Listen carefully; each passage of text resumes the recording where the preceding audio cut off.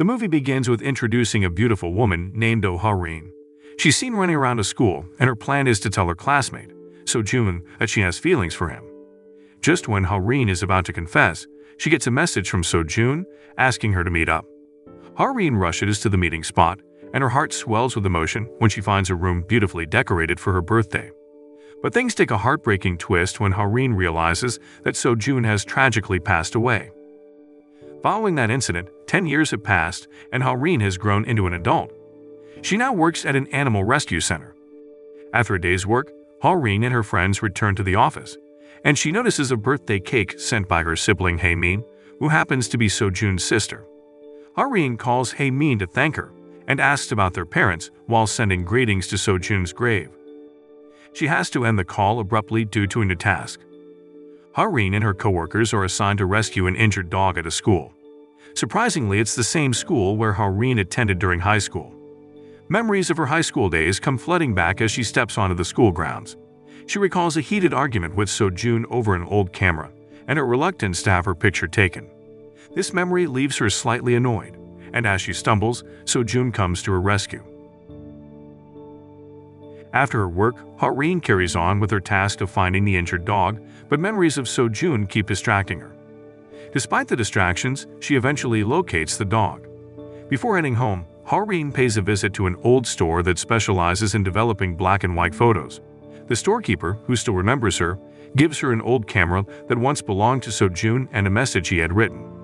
As she reads the letter, Hareen feels deep sadness, struggling to forget her past with Sojun. In an attempt to erase all memories with him, she burns their photographs. However, as she burns the pictures, something extraordinary happens. Hareen is suddenly transported to the year mentioned on one of the burned photos. Overwhelmed, she faints and then wakes up on a school bus. She has somehow traveled through space and time, finding herself 10 years in the past, right before she burned the photographs. Still bewildered, Hareen is shocked to see Sojun riding a bicycle. Overcome with longing for him, she decides to seize the opportunity to be with him. She gets off the bus and follows Sojun, not paying attention to her steps and accidentally falling and injuring her leg. Despite the injury, she ignores the pain and continues following Sojun. When she finally reaches the photography room, she can't help herself and hugs Sojun. He's surprised by her sudden embrace but quickly notices her injured leg. Sojun takes her to the school's health center to get her wound treated. At that moment, their friend Songsha arrives, concerned about Hareen's condition. During class, Hareen, who wasn't in the same class as Sojun at the time, left her own class and stood in front of Sojun's classroom window. She playfully teased Sojun by confessing her feelings for him, and this got Sojun's classmates excited. Hareen continued to make heart gestures with her hands towards Sojun, making him a bit embarrassed. When Hareen entered the classroom, she invited Sojun to have lunch together. However, he had to decline her invitation because he had to visit the photo studio. Not wanting to be far from Sojun, Hareen decided to accompany him. At the photo studio, Hareen saw the old man she had encountered in the future. While Sojun was picking up a film roll, Hareen noticed a photo on an envelope, and it turned out to be a picture of herself. After they finished, as they were leaving the photo studio, the old man who worked there warned Hareen to be careful and said that her actions could affect the future. Hareen didn't fully understand what he meant, but she thanked him and left. After that, Hareen rode a bicycle with Sojun. In the middle of their ride, she suddenly returned to the future. There she met her high school friend Songsha and asked about her leg injury from high school. Songsha confirmed that Hareen had indeed been injured back then. This puzzled Hareen because she remembered getting the injury just yesterday when she traveled back in time.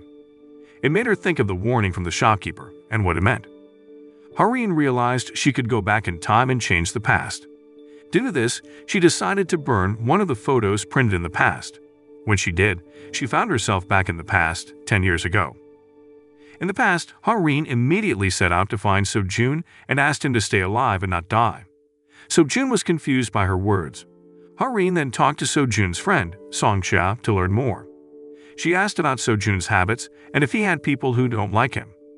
Songsha explained that Sojun had been spending time alone reading books in the library lately. Hareen went to the library to find Sojun. When she accidentally knocked over a book, Sojun managed to save himself. Later, Sojun's friend asked him to go to the teacher's room, and Hareen followed him, hoping to find some clues. She eavesdropped on the conversation between Seo-jun and his class teacher and learned that Seo-jun had a troubled relationship with his parents. Afterward, Ha-rin found Seo-jun all alone in the schoolyard, deep in thought about how to apologize to his mother. Ha-rin decided to help him and assisted in sending a message to his mother. Soon enough, Seo-jun's mother replied and agreed to meet him after school. In short, after the school day was over, Ha-rin visited Seo-jun's classroom and gave him a piece of paper with tips on how to communicate better with his mother. When they arrived at the agreed-upon restaurant, Seo-jun had dinner with his mother, provided with the advice Ha-rin had given him. During their meal, Seo-jun managed to ease his mother's worries, and their relationship improved. However, Ha-rin was so focused on helping Seo-jun that she completely forgot about her own friend, Soo-jin. She didn't speak to or see Soo-jin during that time. Suddenly, Ha-rin's ears started ringing loudly, and she realized she had returned to the future. Ha-rin was shocked to discover that all her photos with Soo-jin had vanished. She tried calling her friend, desperate to find out what had happened to Soo-jin. Her friend revealed that their friendship had ended. Once again, the old man at the photo studio's warning proved true, that messing with the past had consequences for the future. While Ha-rin was searching for Soo-jin, she was taken by surprise when Seo-jun appeared. It seemed that her actions in the past had worked because Seo-jun was alive and well in the present. Ha-rin cherished the moment with Seo-jun, unable to contain her joy as she gazed at him. After a late night together, Ha-rin fell asleep in Seo-jun's arms. The next morning, Ha-rin panicked when she woke up and couldn't find Seo-jun beside her. She frantically searched for him, but was relieved to discover that he hadn't disappeared. He was still there in that time period. Ha-rin and Seo-jun decided to go on a date and enjoy their time together. At her workplace, Ha-rin's friends asked her when they could expect wedding invitations. This question left Ha-rin feeling perplexed and caught off guard. Not wanting to disappoint her friends, she casually mentioned that she and Seo-jun might get married soon. Just then, she received a call from Seo-jun, who informed her about a minor injury he had sustained while working. Upon hearing the news, Ha-rin panicked and rushed to Seo-jun's workplace. Seo-jun was touched by how concerned Ha-rin was for him. While they were talking, their high school friend Young joined their conversation. Ha-rin, aware that Young was close to Soo-jin during high school, asked about Soo-jin's whereabouts. Unfortunately, Young revealed that he didn't have a good relationship with Soo-jin. When Ha-rin noticed the name of the cafe where Young had bought coffee, she remembered that the cafe belonged to Hae-min, Seo-jun's sister. She then asked about Hae-min's current condition. However, Young broke the news that Hae-min had passed away 10 years ago. This revelation left Ha-rin bewildered, and she learned that while Seo-jun was having dinner with his mother, Hae-min, his sister, had tragically lost her life in an accident on her way to join them. Ha-rin realized she had made a mistake, so she quickly retrieved an old photo and burned it to return to the past and change the future for Soo-jin and Hae-min. When she arrived in the past on that day, Ha-rin didn't follow Seo-jun. Instead, she helped him send a message to his mother and gave him a piece of paper with instructions on how to communicate with her. After that, Ha-rin went to meet Soo-jin. She accompanied Soo-jin while they were shopping and poured out her feelings, telling Soo-jin how important she was as a friend. Soo-jin was surprised to hear this sudden expression of feelings from Ha-rin, but was happy to know she was important in Ha-rin's life. Shortly after, Ha-rin received a message from Seo-jun, thanking her because the piece of paper she provided had helped improve his relationship with his mother. After meeting Soo-jin, Ha-rin rushed to prevent Hae-min's accident. Unfortunately, when she tried to stop Hae-min from crossing the road, she experienced a headache. However, in the end, Ha-rin managed to save Hae-min. But despite her successful efforts to change her past with Soo-jin and Hae-min, she couldn't save Seo-jun. On Ha-rin's birthday, Seo-jun still tragically passed away. Ha-rin finally realized that something was wrong and needed to start over so her efforts wouldn't be in vain. She asked Song-cha for help and got Seo-jun's death records. After getting the records, Ha-rin read them again and felt something strange about Seo-jun's death. Song-cha had told Ha-rin that Seo-jun's family didn't want an autopsy and that the police believed he'd do the unthinkable by cutting his wrist. To investigate further, Ha-rin returned to the past. In the past, she was punished by having to pose for a painting because she didn't bring art supplies. After the art class ended, Ha-rin convinced Soo-jin to help her find Seo-jun. However, he wasn't in his classroom at that moment.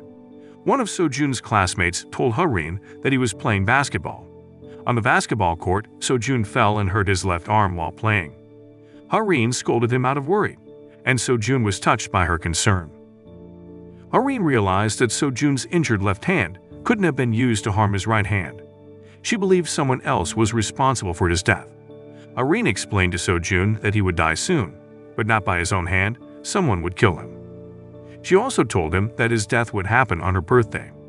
Hareen asked Sojun to take care of himself, but he was confused and didn't understand her strange words. Hareen continued to convince him that she had seen his death and had come from the future, knowing what would happen to him, but Sojun didn't respond and appeared bewildered. After school, Sujin insisted that Hareen join them, and they all went to Hundyung City because Sojun was going there too. Hareen decided to go along with them and took advantage of her time there while being alone. Hareen decided to take one of Sojun's photos and went to a convenience store to buy a lighter.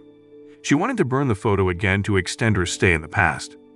While she was trying to burn it, Sojun approached her, causing her plan to fail.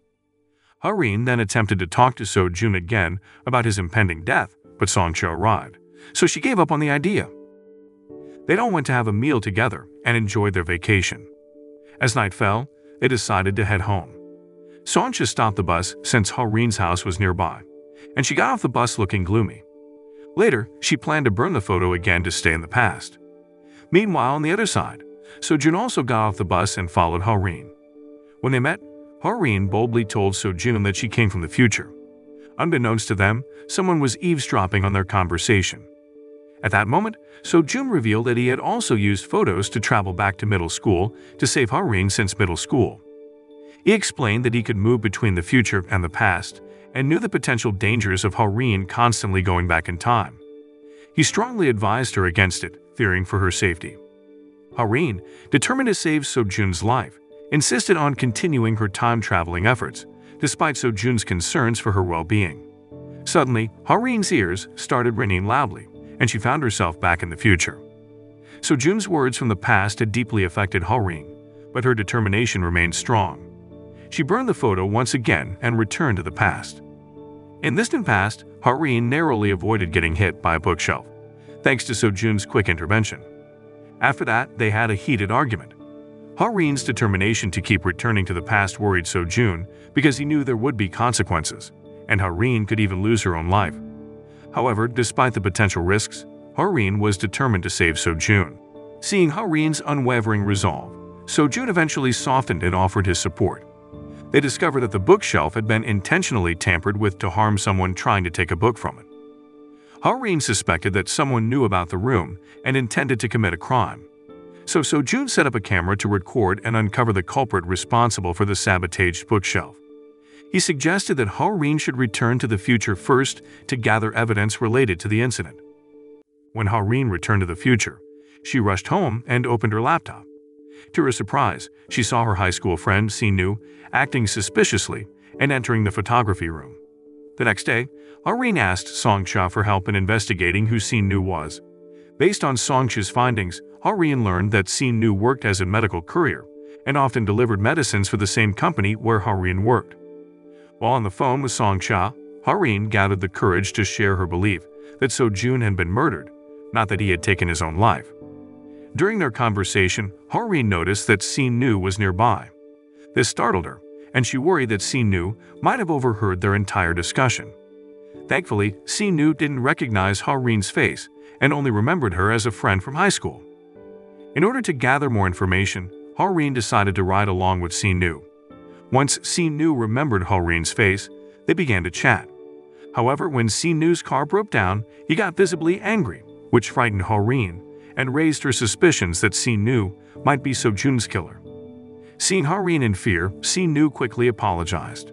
Afterward, Hareen went to Haemin's cafe and told her that she had a recording from Sojun's past. In the recording, Sojun mentioned that his camera had captured Sinu entering the photography room where Sojun was killed. Songcha recalled their high school days when Hareen and Sojun had talked about time travel. He provided additional evidence about Sojun's death, explaining that traces of a sedative were found all over Sojun's body. Hareen and Songcha headed to the company where Sinu worked. When they got there, Songcha checked Sinu's car and found a bag containing the sedative. That's when Sinu noticed that Hareen was in his car. He pulled out a knife, but just as he was about to attack her, Songsha stepped in. Soon after, the police arrived and arrested Si-nu.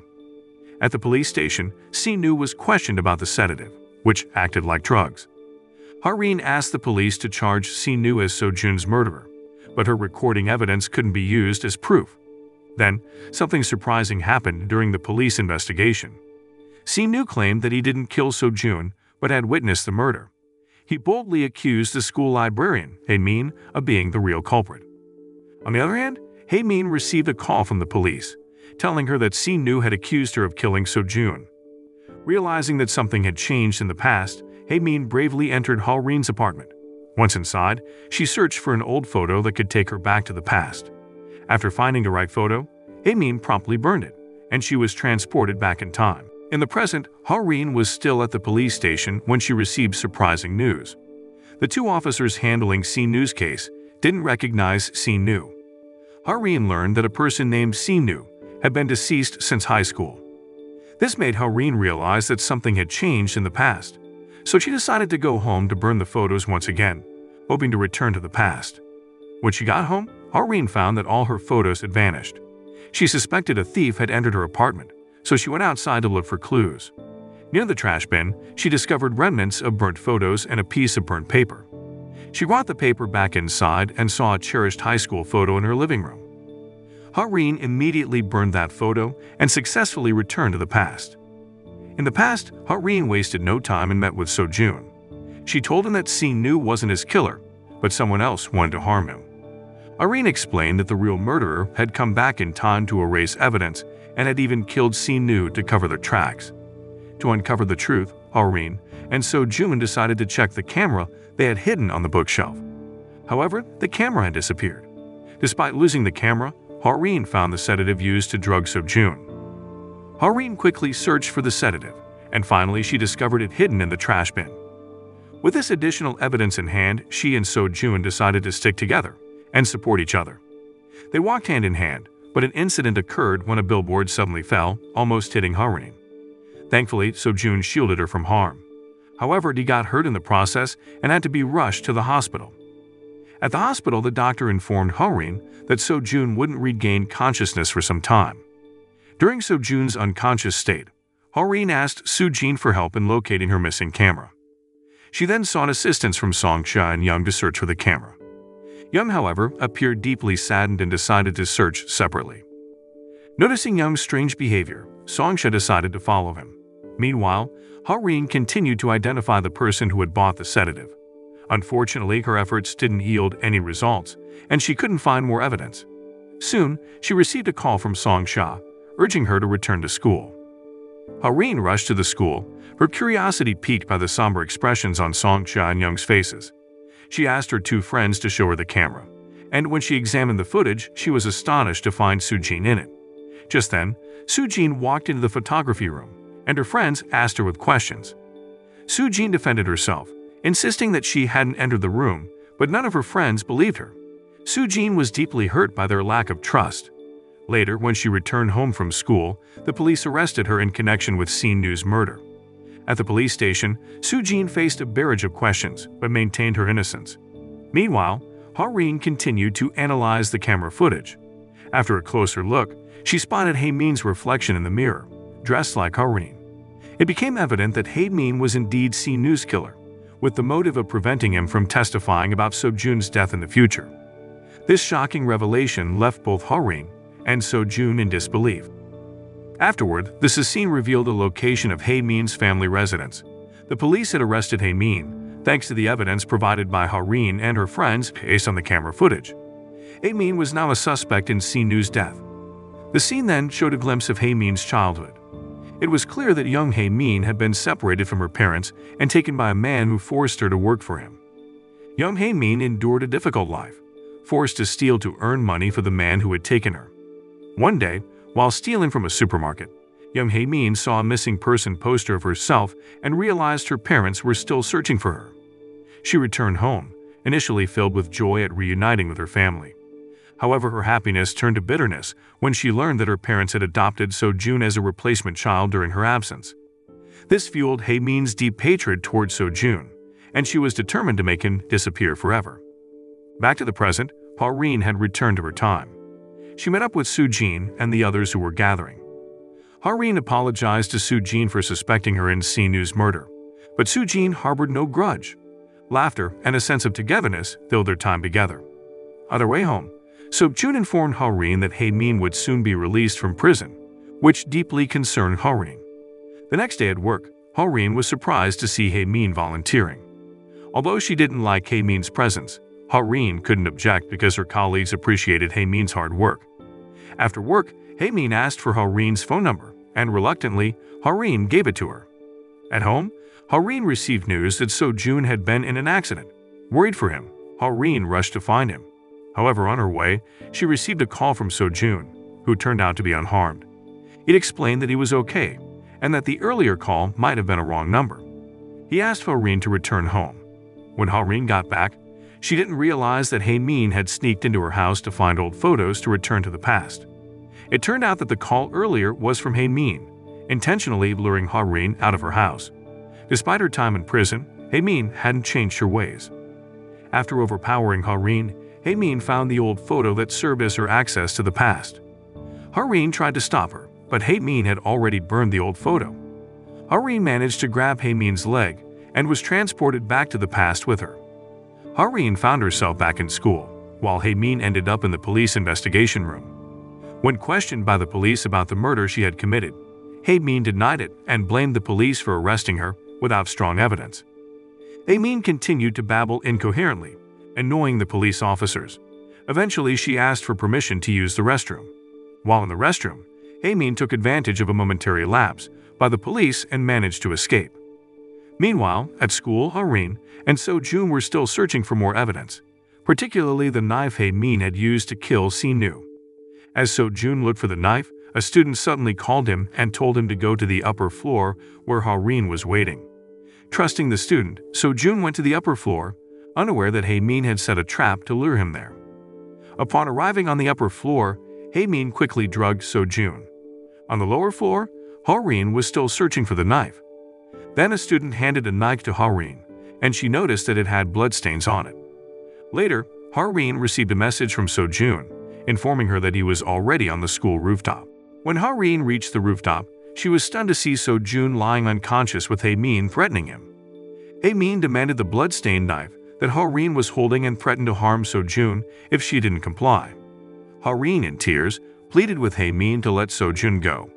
Hae-min grew frustrated and prepared to stab Soo-jin, but Haureen pushed her, and they both tumbled off the rooftop together. Later that evening, the police arrived and took Haureen's body, but she had tragically died from the fall.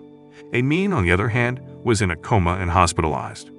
Back at school, their teacher and friends, especially Song-cha and Soo-jin, were heartbroken over Haureen's loss. Soo-jin, determined to change the past, found his camera, printed the photo, and burnt it. Surprisingly, his actions were successful, and he returned to the day before Haureen's death. With knowledge of what would happen, Soo-jin secured the knife with Soo-nu's bloodstains. Meanwhile, Hae-min received a message directing her to the art class, where she was greeted by Soo-jin. Soo-jin tried to reason with his sister, telling her not to act recklessly. But Hae-min, consumed by anger, didn't listen to him and attacked him immediately. Their fight left Soo-jin with severe injuries, including a stab wound in his abdomen, and he was rushed to the hospital. Despite receiving medical care, Soo-jin remained unconscious. Haureen, who stayed with Soo-jin at the hospital, was visited by the police. They asked her to come to the police station because Hae-min refused to speak until she saw Haureen. When she arrived at the police station, Hae-min recounted how she sadistically stabbed Soo-jin in front of Haureen. Haureen listened with an innocent expression but felt anger inside. Unfortunately, there wasn't much she could do. Hae-min then ominously declared her intention to kill Haureen once she was released from prison. After that, Haureen received a call from the hospital, informing her that Soo-jin had woken up. Meanwhile, the police were in the process of transferring Hae-min to a women's prison. However, as she was about to get into the police car, Hae-min managed to escape. But her escape was short-lived as she was struck by a car and died. About a month later, Soo-jin had recovered from his injuries. At that time, Soo-jin, Haureen, and their friends were filled with happiness because they had successfully changed their future. They took a photo together to commemorate the moment. Afterward, Haureen and Soo-jin went to the school's garden, where they embraced each other with joy. Several years passed, and Hareen and her friends graduated from school, each pursuing their own dreams and love stories. Amidst their separate paths, Hareen and Sojun remained together. Sojun worked as a professional photographer, while Hareen dedicated herself to animal rescue. One day they took a walk together, and in that moment, Sojun showed Hareen a beautiful ring on his finger. It is recounted that they were already engaged and planning to get married. They walked together hand in hand, navigating the vast ocean of life.